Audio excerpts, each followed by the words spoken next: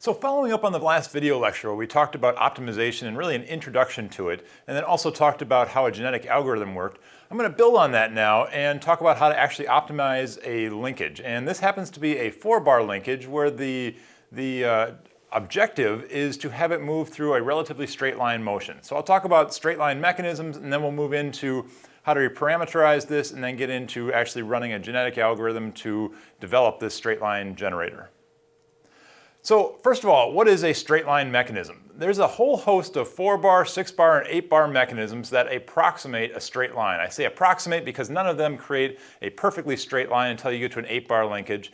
But before that, we can get very close. So this happens to be one of the straight line mechanisms, a Hawkins linkage, and this is what we will try to synthesize something fairly close to this. Now you'll notice that there is a straight line portion, and then there's another part of the coupler curve that moves through an arc, and so it's straight lines for part of the motion, but typically the entire coupler curve is not straight line. Now, where coupler curves needed to be, where we needed to have straight line motion previously was, Watt was one of the early innovators where he was needing a straight line motion for his steam engines. But since then, we've moved into all sorts of other applications. You sometimes see these in vehicle suspension, such that you have a straight line motion of the axle relative to the frame of the vehicle. You'll see them for a post hole digger, where you want to have a vertical motion of the auger of the post hole digger. Sometimes for oil well rigs, just a host of applications where you might need straight to close line motion, or close to straight line motion. And this is a mechanism that can do it. So what I'm going to do is I'm going to parameterize a 4-bar, and then we'll try to synthesize it through optimization to create as close to a straight line motion as possible. So here's the 4-bar that I'm going to parameterize. And really what I'm going to do here is just a pure position analysis. So this goes back to kind of fundamentals of kinematics. I'm going to do a position analysis so that I can say, for a given position of my input link, what is the position of the coupler point? So how I'm going to do this, I'm going to start off by assigning vectors to a variety of links. I'm first of all going to define the ground link as R1. And then I'm going to define the input link R2, and I will give it an angle reference here, just theta2 from a global non-rotating coordinate system, capital X there. So I've got an angle R2, or angle theta2 of link 2. Now what I'm going to do is I'm going to draw a line diagonally across my 4-bar, or this interior Ri, this interior vector. And what this interior vector allows me to do is describe the position of the upper left corner, and then we'll use that to create an internal triangle that we'll solve. So first of all, I can say that this Ri, this interior vector, is equal to R2, and obviously we have a certain rotation angle of R2 minus R1. So simply vector algebra.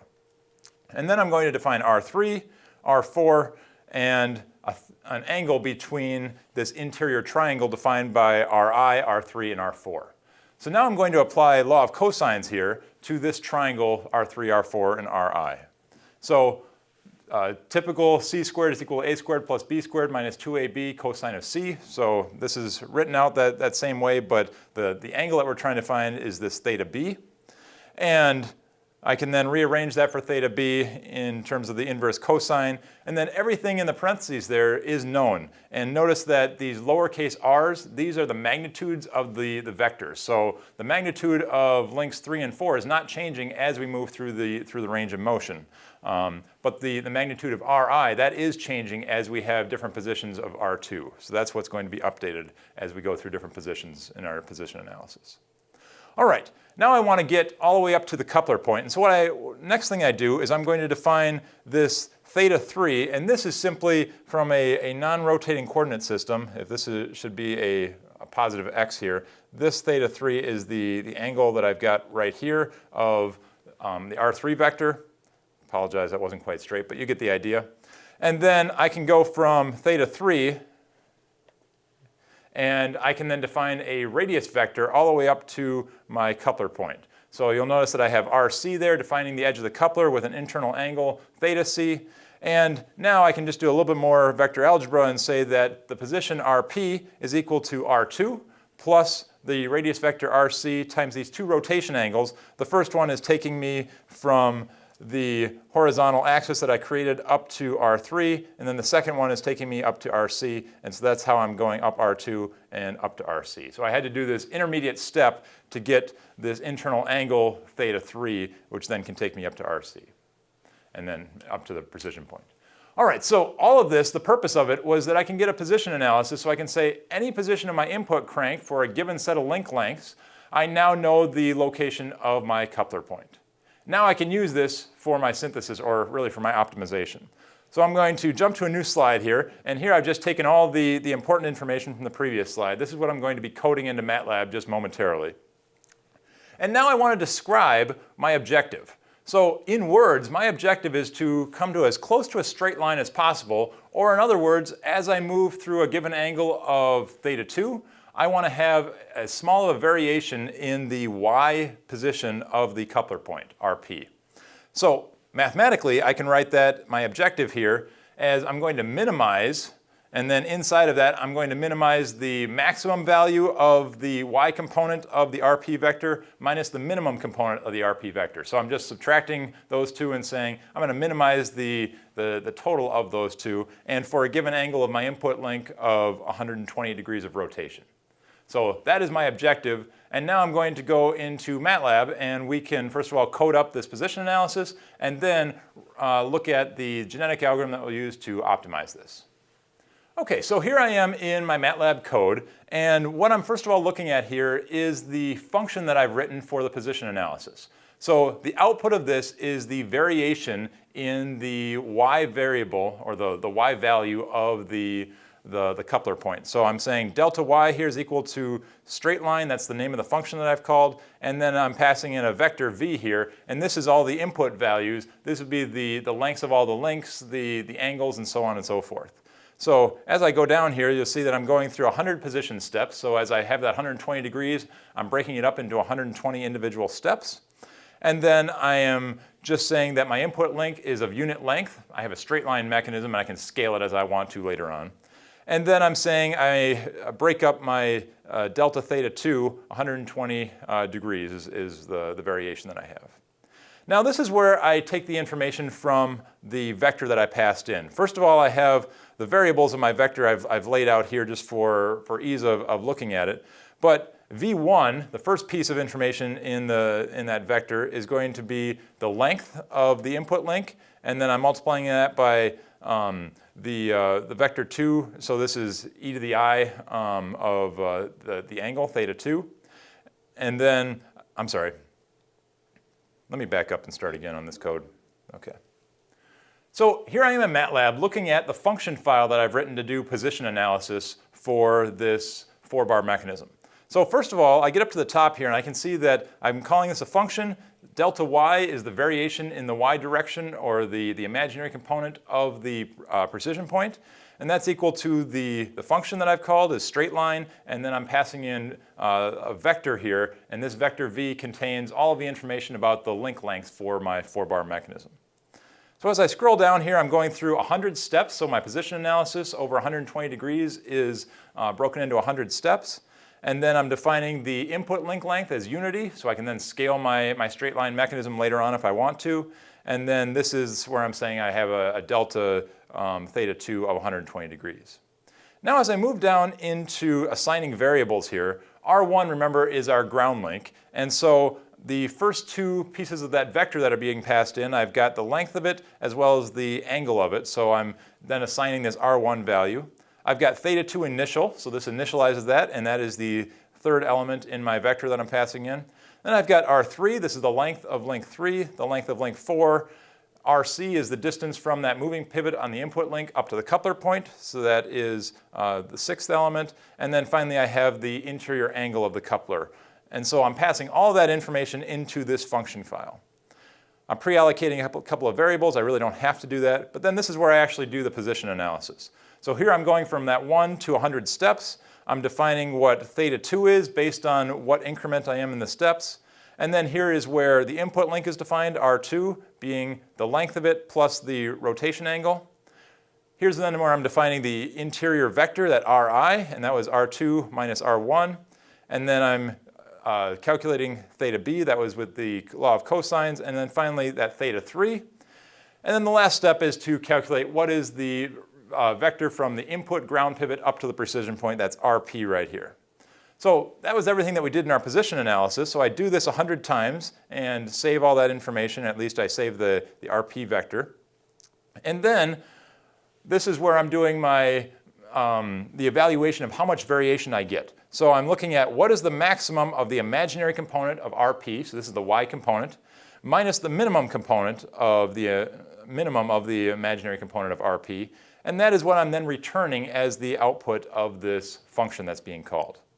So I could simply call this function with a given set of link lengths, and it would then spit back what's the delta y. But again, I want to wrap this up in an objective for an optimization. So I go back to what's called SGA call here. So this is my simple genetic algorithm that I have. And as I get down into this, this is where the genetic algorithm outline that I laid out last time is really coded up. So first of all, I define how many individuals I have per population. So I've got 300 individuals, and I run it for 50 generations. I then define a couple of other variables that are related to how the genetic algorithm runs as far as what precision I'm holding and whatnot. You don't need to spend too much time being worried about this, but this is where I can define what's the probability of mutating one of my binary numbers and so on. And then I jump into the code here, and this is where I enter in upper and lower bounds for each one of the link lengths as well as the angles. So I've got R1 going from 2 inches to 2 units to 3.25 units. I've got theta 1 minus 0.1 radians up to 0.1 radians, and so on for all the input variables.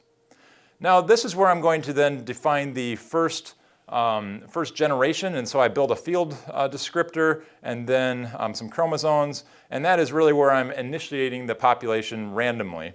And then I calculate or set up a couple of counters, and then finally this is where I actually call my objective function, that straight line function that I had just written a moment ago. And you'll notice that it's a slightly different name here, and that's because I have a sub-function that's basically doing some handling for me of the population and iterates through the population. But for all intents and purposes, this is where I'm doing the evaluation. And then I'm going to say what is the best one of that, and this is to minimize the objective value. Remember, I want to minimize how much my y value varies. I'm going to plot that and then spit out some text saying what the actual value is, and I'll draw it.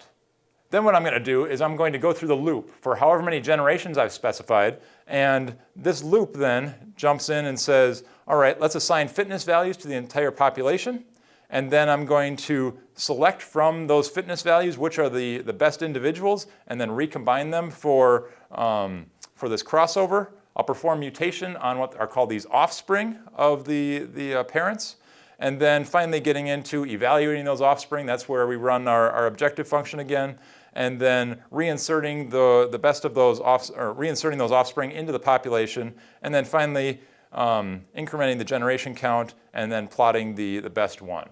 Then we loop through this until we get through all the generations that we've called. So, fairly simple from a standpoint of what's going on, but there's quite a few sub-functions being called here, and all of these are posted on the course website, so you're welcome to take a look in more detail. So let me go ahead and run this. And what you're going to see is there's going to be a plot that's generated that then shows what generation we're on and what the objective is. Or I'm sorry, what the value of the objective is. So this is the variation in the y for my optimization. So I'll go ahead and run, and you'll see my function here. I'm starting off with a value here up at generation 1, and you'll see that I very quickly dropped, and I'm actually improving, meaning that I'm getting closer to a smaller and smaller value as I run through these generations. And we're going to run through 50 generations here, and you can see that this optimization is improving the solution more and more as we go. And we're starting to probably converge on a solution here. And you started off at 0.04 variation in the y, and we're all the way down to 0.002. So we've gotten much, much better with the variations here. Now, let me jump back to actually being able to visualize this. So you'll see that it spit out an answer right here, which is all of these values, which really don't mean much to us, except that these are the individual link lengths and angles and whatnot. So I'm just going to call this a vector Q, and let me then input these variables into that. I realize this is not a very clean way to do it, but allows us to do it fairly quickly. And all right, so I've entered Q. And now what I'm going to do is I'm going to go to a plotting function that I've written, and I've got this straight line plot. I'll go ahead and run this, and this now is going to plot my 4-bar mechanism, and you can see it in this first position. So this is our input link right here. This is our coupler coming up to a precision point. This is the output link, and then we can run this through a simulation, and you can see that it does approximate a straight line motion. So we did achieve, pretty close to our objective. It's not a perfect straight line motion, as we'd expect, but it's pretty darn good. So this is a solution to this problem. Now you might say, wait a minute, you went through all of this with this genetic algorithm. That looks like a huge amount of code that I really don't want to have to understand. What else can I do? Well, once you've written this function file, all that you really then have to do is run one of the built-in optimization codes within MATLAB, as long as you understand whether or not you're hitting a local or a global minima. So let me take this solution that we just created and maybe make it a little bit better. So I'm going to use one of the built-in MATLAB functions. I'll get the output variables here, will be x, and then we'll look at what the value of it's going to be. And then I'll call, how about fmin unc, the unconstrained, and then I will call my program straight line, which the function I had written, and then finally I'll pass it this vector q, which again has all of the link length. So I can run this. It'll run fairly quickly. It gave me an error saying that I'm not applying gradients method, so I'm using a different algorithm. But it then spit out another solution right here, and let me then just quickly rename my vector q as x, which was the output variable here. And then I can plot this new solution, and we could then run this through the simulation. You'll see that this is a slightly different solution and should be slightly better than before. Now, if I had started off just running this code without really any initial guesses or had randomized my guesses, I would likely fall into a local minima that was not near the global minima, but my genetic algorithm helped me bump out of that local minima and come up with a better solution where running these two different optimization codes. So what I hope that you get out of this is the core piece, which is how do you parameterize your mechanism such that you can then code it to run an optimization. And that's where we did the position analysis of the 4-bar. This is extendable to 6 bars, 5 bars, geared 5 bars, and so on. And right now we did a path without timing, but you could apply this to motion generation, function generation, and so on. It all comes down to how do you parameterize your mechanisms so that you can code it into an optimization.